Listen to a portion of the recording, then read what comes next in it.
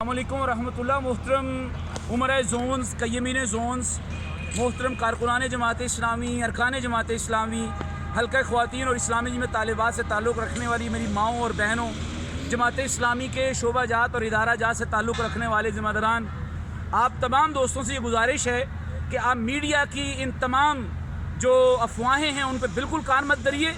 इंशाअल्लाह अज़ीज़ कल हम पूरे आबोताब के साथ अवामी जलसा आम लियाकत बाग के अंदर मुनक़िद करने जा रहे हैं। आपको नज़र आ रहा है ये सारे का सारा पंडाल सजा हुआ है, इंतज़ामात हो रहे हैं। रात के इस वक्त 10 बज रहे हैं और मैं बहैसियत कय्यम ज़िला पूरी टीम के साथ मैदान में मौजूद हूँ। सैयद आरिफ शाही साहब भी कुछ देर में यहाँ पहुँचने वाले हैं, अमीर सूबा साहब राब्ते में हैं। बिल्कुल मीडिया वैसे ही झूठ बोल रहा है जिस तरह उसकी अक्सर ये रिवायत होती है, और मुझे तो खुशी हो रही है और हमारी टीम को यहाँ खुशी हो रही है कि अगर हम उनको खटक रहे हैं तभी वो हमारे बारे में गलत अफवाहें फैला रहे हैं।